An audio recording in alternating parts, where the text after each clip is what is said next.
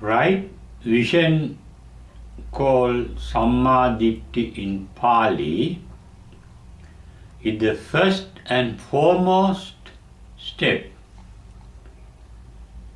in the path to enlightenment, called Aryo Attangiko Maggo, declared for the first time by the Buddha in his first discourse called Dhammacakkappavattana Sutta.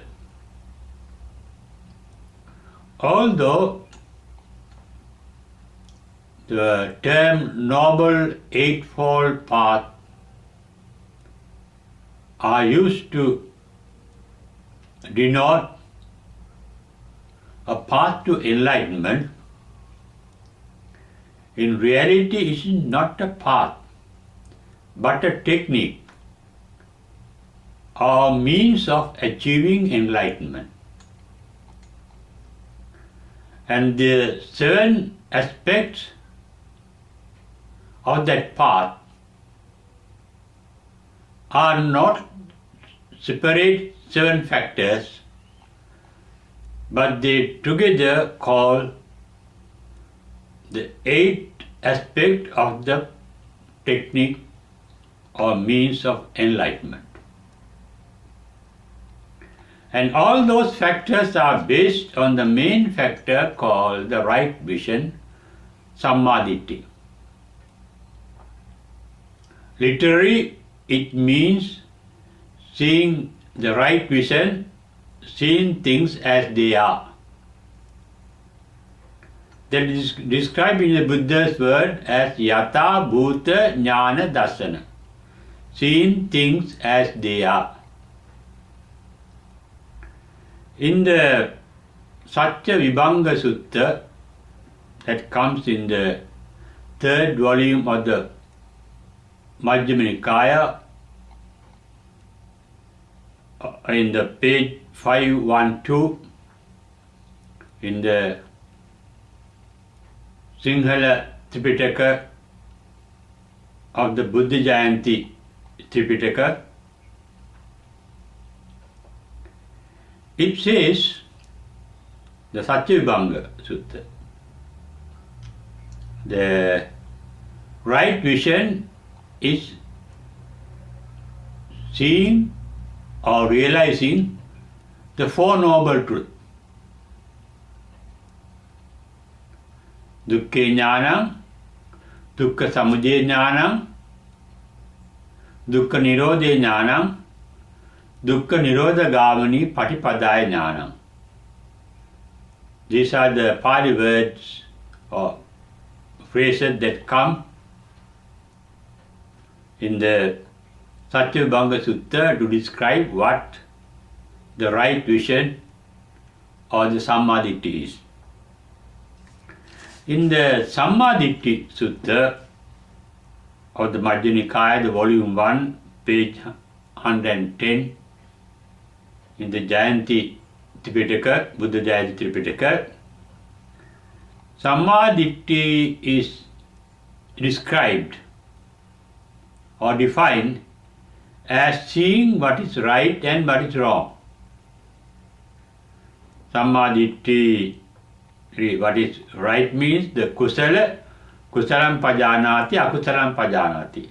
Not seeing what is right and wrong, but seeing the cause, the basis of what is right and what is wrong. Seeing things. That also shows seeing things as they are.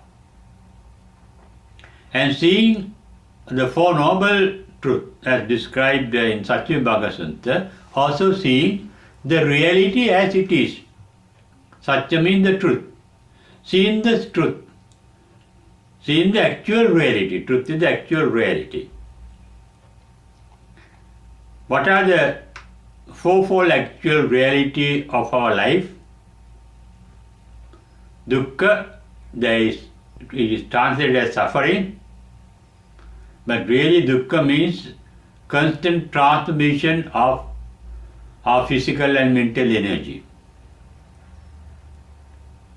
That is called aniccatai in Pali. The dynamism. Dukkha jnanam, understanding the dynamic mind and the body. That is what has to be done to realize Nirvana, the supreme bliss. In the Sammadutta, as said in the Sammadutta, to see what is right and wrong is to understand the perfect truth of life. Certain things are right, certain things are wrong. What is right is what makes one blissful. What is wrong is what makes one painful. Kusala means the capacity to be blissful. And the wholesome thoughts are called kusala.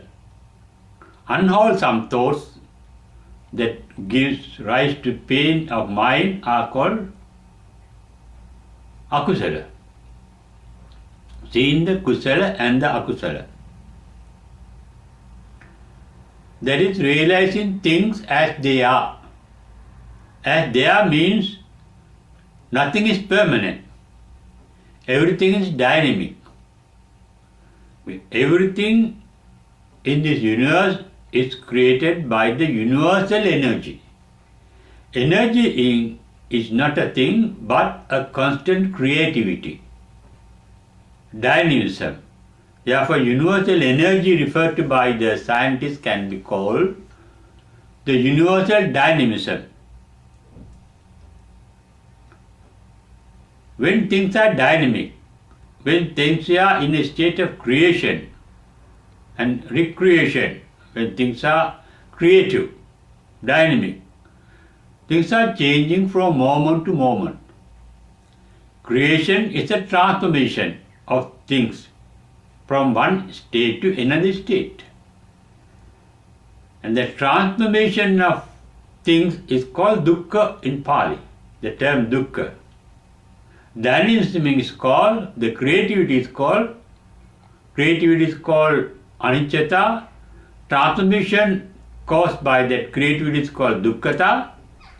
And the fact that nothing can retain a permanent identity due to its constant transformation is called anattata.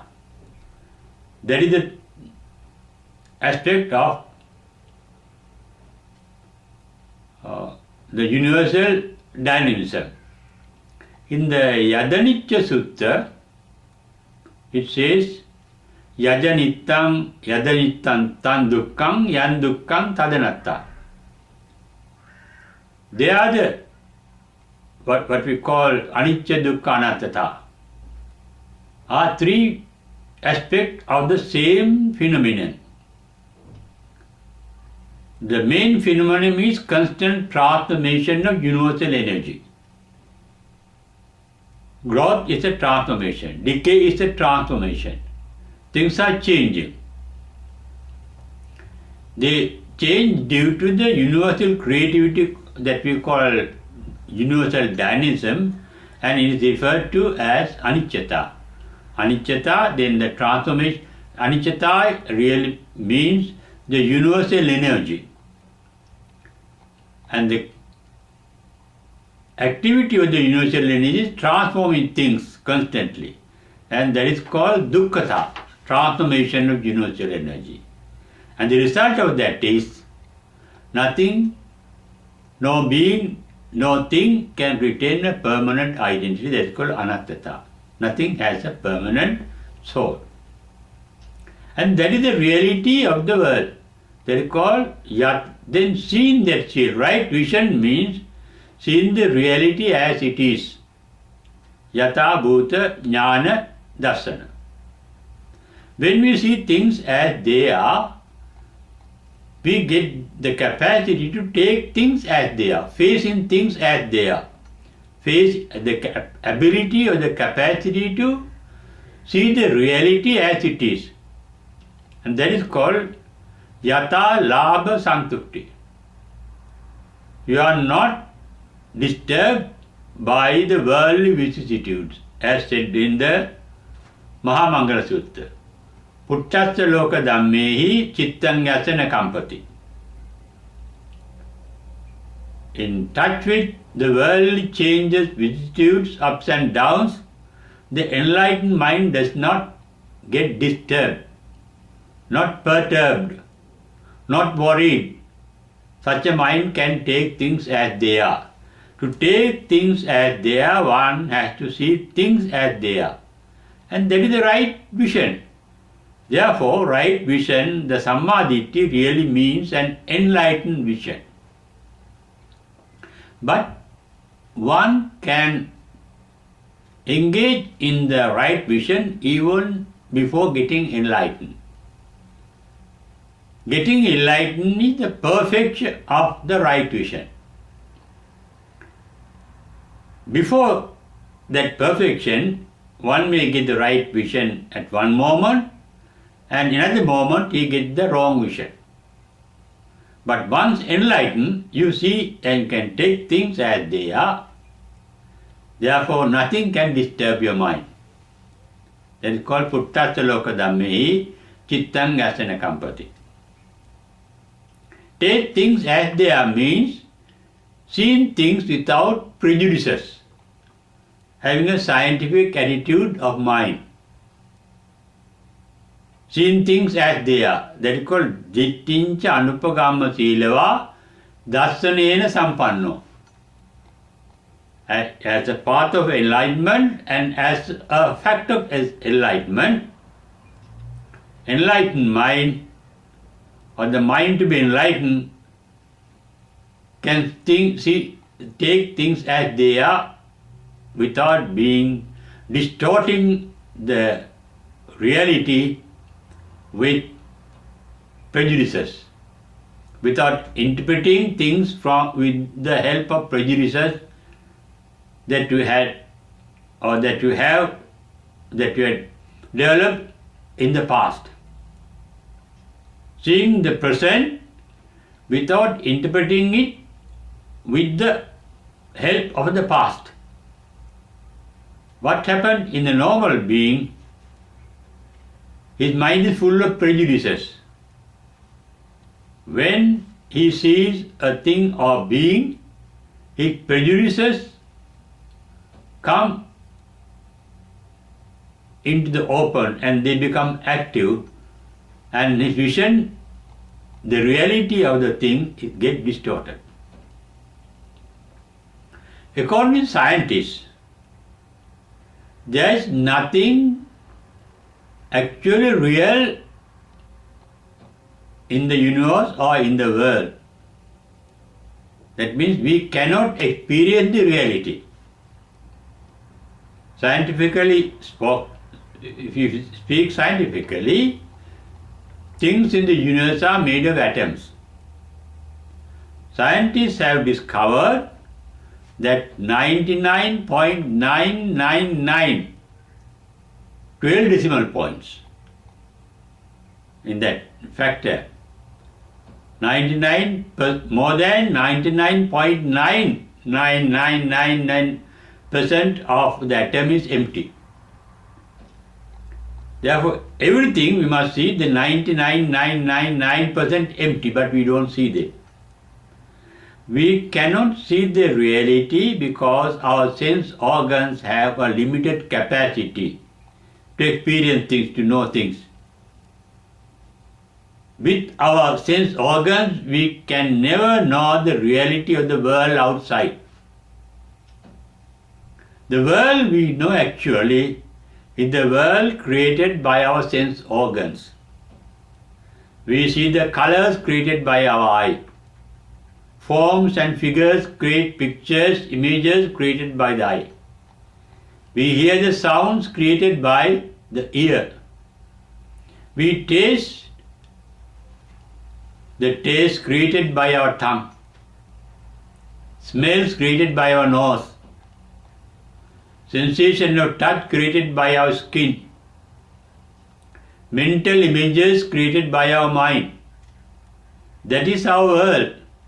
That world is an illusion, but we don't know, we take it as a reality. In this real world, things are born to decay and die, but we don't accept. We don't really accept that we are also born to decay and die. Even the people that we are attached to, or the people that we resent, are born to decay and die. If everyone and everything is born to decay and die, what is the point in getting attached to things or beings, or resenting things or beings? And that is the outcome of the wisdom if we have with the right vision to see the reality of things, seeing the reality as it is. The reality is always conditional. That is the Buddhist law of relativity called dependent origination, referred to in Pali as paticca samuppanna. Every factor is related to some other factor. In our thought process, the law of relativity is described with the effect of, as the first factor, ignorance of the Four Noble Truths, the reality, fourfold reality. Avidya is called ignorance of the fourfold reality. Dukkha ajnanam, dukkha samudaya ajnanam, dukkha nirodha ajnanam, dukkha nirodha gamini patipadaya ajnanam. That is the state of a non-enlightened mind with a wrong vision. Wrong vision means ignorance of the Four Noble Reality. But in reality, there is suffering in our mind, suffering in our life. But we try to forget the suffering, running away from life. We are always in search of pleasure to forget the suffering that our life undergoes.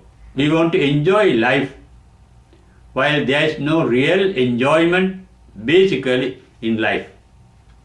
Even in enjoyment of things, there is suffering. If you go on eating, enjoying food, you can't enjoy it for long. If you start dancing or singing or playing, all those activities has to come to an end. You become tired of them. You get fed up with them. That means intrinsically, all activities of life are tiring and suffering. But we don't realize it. Avidya means that factor, ignorance. Avidya pattaya sankara, dependent origin. That ignorance is related to our thinking, the way how we think. Sankara are related to, thinking is related to our ignorance. The enlightened, they don't think. That is what said after Buddha's enlightenment. In his first paean of joy, he said, Visankara gatan cittam. My thinking process ceased to be active after my enlightenment. I don't think, but I see, I sense. The mind has two capacities: to see things as they are, to take things as they are, to sense things as they are. That is one capacity. And interpret them and go on thinking about what we sense and what we experience. That is called thinking process. The thinking process ceases, and the capacity to take things as they are, sense things as they are, see things as they are remains in the enlightened mind. When they see things as they are, that means they need not think. We think because our attachment to things, that is called raga in Pali. We think of things that we dislike or that we resent. That is, resentment is called dosa. And we think of things that we really don't know, and that not knowing is called moha. Our thoughts process are based on raga, dosa, moha. attachment, resentment and delusion. Enlightenment means the complete eradication of raga, dosa, moha. Complete eradication of attachment, resentment and ignorance or delusion or illusion. Therefore, our thinking process, according to Paticcasamuppada described by the Buddha, is related to our ignorance of the truth or the reality of things. And that is called ignorance of the Four Noble Truths. Avidya pacca sankara, sankara pacca vijnana. Thinking process, sankara. We have kusalabi sankara, akusalabi sankara, aninjabi sankara. We have wholesome thoughts process, unwholesome thought process, and a neutral thought process.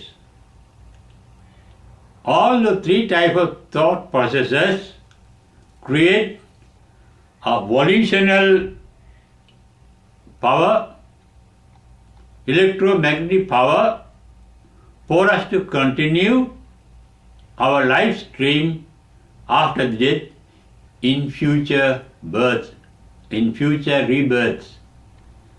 The power of thought leads to our rebirth. Good thoughts lead to our rebirth in good status like heavens. Bad thoughts lead us to the rebirth in a bad state, suffering states like that in the hell. And the neutral thoughts give rise to our rebirth in the Brahma world, where we are there in a meditative state without thinking of anything but only sensing things as they are. In Buddhist meditation is a meditation state. Meditation mind is a mind, Buddhist meditation mind. Normally to meditate means to think over something. But Buddhist meditation is non-thinking. Visankara gatan citta, no thought formation, but sensing things as they are. That is what is said by the Buddha as an advice to the ascetic Bahya for enlightenment. Say, tasmati Bahya ditte ditte mattam bhavisati. When you see things, be aware that there's a seeing, but don't think of what you see. When you hear something, be aware there is hearing, but don't think of what is heard. So are the sensation of the tongue, nose, skin, and the mind. Be sensitive, but don't go on thinking. Thinking process is the cause of all suffering. That is what Buddha said in his very first sermon called Dhammacakkappavattana Sutta, Sankittena pancha upadana khandapi dukkha. Suffering means the mental process, the process of the thought, the different steps in the formation of a thought are called pancha upadana khanda. They are called upadana, that is called paccaya upadana. One aspect, one factor is related to the other factor. That factor is related to another factor in a consecutive order. And that is why the 5 factors of a thought are called upadana. Thought starts with the sensation of a sense organ, sense stimulation by a sense object. Then comes, that is called rupa. Related to rupa, there arises sensation of the rupa, the form that you have, that stimulated your sense organ or organs. And that way, that sensation leads to the recognition of the sense object. That is called vijnana, not vijnana, sanya. Sanya is the recognition of the sense object. Vedana is the sensation caused by the sense object. Rupa is the stimulation caused by the sense object. When there is a recognition of the sense object, we go on thinking because we are always seeking pleasure. Our mind is in a battle in seeking pleasure and avoiding the pain. There is the struggle of life.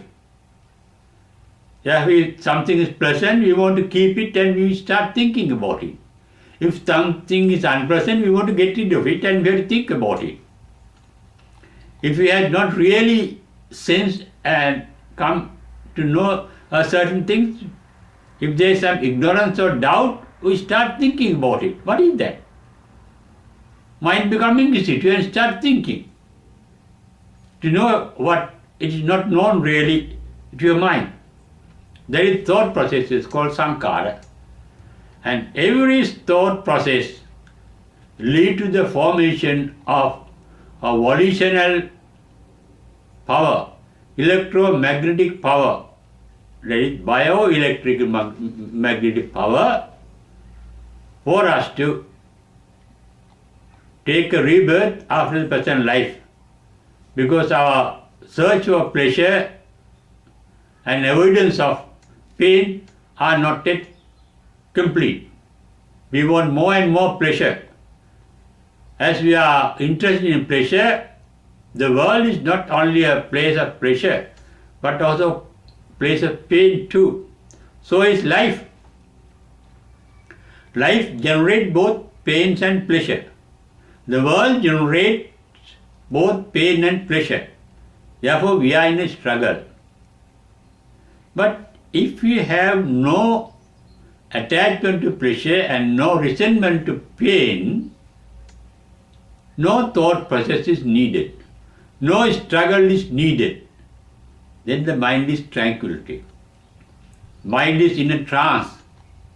Mind is in a trance. And when there is no struggle in the mind, mind is peaceful and calm and blissful. That is the bliss of life. And that bliss of life depends on the right vision. Therefore, thought process leads to the formation of the vijnana, the relinking power, relinking consciousness for a future birth. When that relinking consciousness gets activated in another womb, another body, it rises to again the sense organs. According to the condition, vijnana patya nama rupa. There is the form and the name, the mind and the matter. It gets related to mind and our mind and matter in our first birth is related to our previous karma, previous thought, previous mental process. Because of the new sense organs, the new mind formed, you start again searching for pleasure. That's called tanha. Tanha means searching, thirst for pleasure, because that is the activity, the natural activity of the sense organs. They are always in search of pleasure. And that search for pleasure, the desire for pleasure, the thirst for pleasure is called tanha.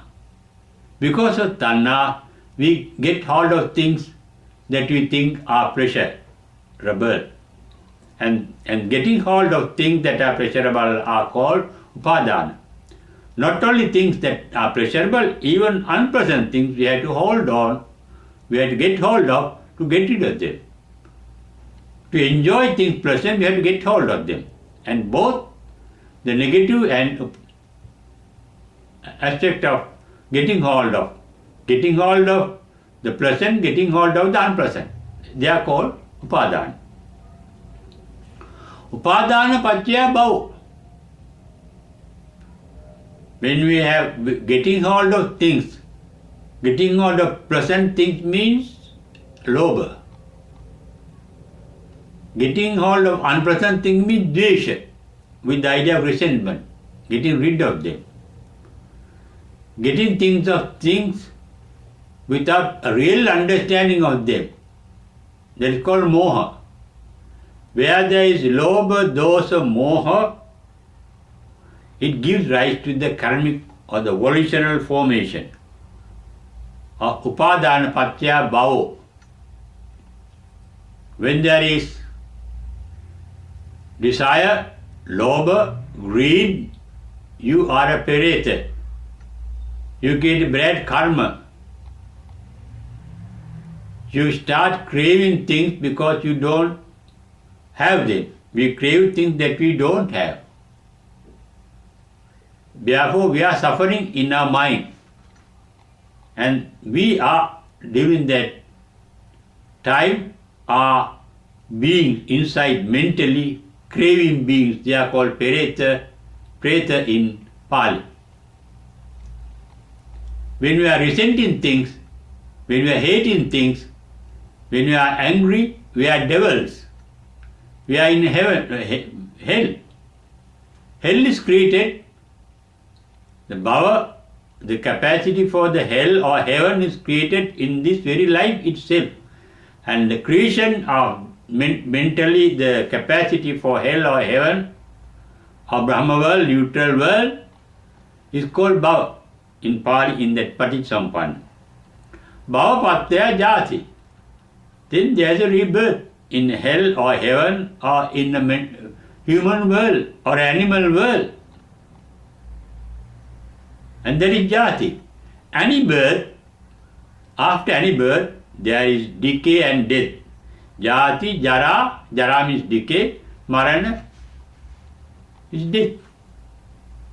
And marana, jati, jara, all. Jati be dukkha, jara be dukkha, marana be dukkha. That is suffering. Understand the reality is understanding not only the suffering, but to the cause of suffering. We suffer because of the particular desire. And when the cause is lost, there is no suffering. Enlightened mind is free from desire, therefore they do not suffer with the contacts of the world outside or the world inside. Puttassa loka dhammehi chittang asana kampati. When one realizes our desires, our greed, our thirst for pleasure is the cause of suffering, the mind becomes neutral. And such a mind becomes blissful. And that is due to the vision of the right form of mind, the right vision. And that vision is called enlightened vision. And seeing things as they are. But in the nature of things, everything is born to decay and die. Then what is the wisdom that comes upon with that sight? You see things as they are, that is called Cakkung Uddapadi. Jnanang Uddapadi, you see things, and Jnanang Uddapadi, you take things as they are. Then Panya Uddapadi, you do not try to be attached to things or resent things. And that is called the aspect of the wisdom called Panya Uddapadi. With that, you see the reality things as they are, anicca, dukkha, anattata. That is called Vijja Uddapadi. Vijja means dukkha jnanam, dukkha samudaya jnanam, dukkha nirodha jnanam, dukkha nirodha gamani patipadaya jnanam. Suffering, cause of suffering, cessation of suffering, and the technique for the cessation of suffering. Once you understand or realize that, you become enlightened, and that is referred to as Aloka Uddapadi in the very first sermon of the Buddha called Dhammacakkappavattana Sutta, where he said, at its enlightenment, Cakkung Uddapadi, there is the eye, Jnanam Uddapadi, there is the knowledge, Panya Uddapadi, there arose the wisdom, Vijja Uddapadi, there arose the right understanding, realization of the truth, and with that realization of the truth, there arose the enlightenment Alokudapadi. Real Sammaditthi is the vision of the enlightened one.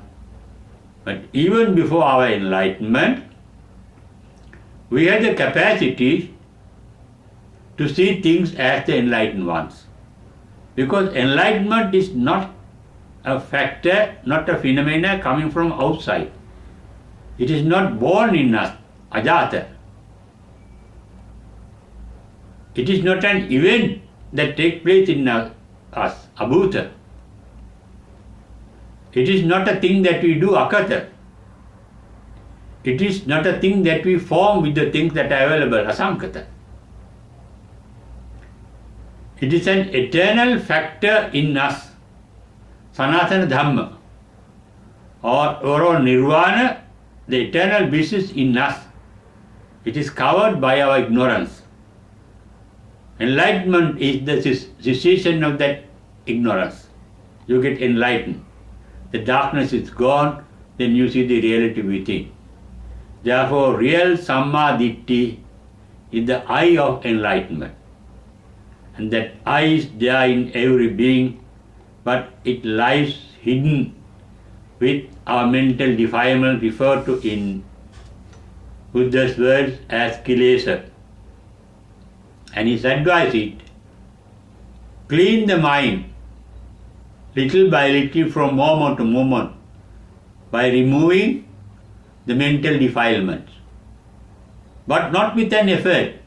Effort involves the self, the idea of self, involves the desire, involves the resentment, attachment to the bliss, and resentment to the mental defilement. Attachment to the mental purity is an impediment for enlightenment. Resentment of the mental defilement is an impediment to the enlightenment. Take things as they are. Face your attachment or resentment or love or desire or anger, jealousy as they are. When you look at them as they are, the wisdom comes in. The eye of wisdom is called Dhammachakku. It's called Panyachakku, eye of wisdom. It is referred to as third eye, the capacity to see things as they are. Seeing things as they are leads to enlightenment. Enlightenment leads to the supreme bliss, free from all suffering. And capacity for enlightenment, the capacity to see things as they are, is there inborn intrinsically in every being. Therefore, you all are fortunate enough to be enlightened with the right vision or the enlightened vision of things as they are.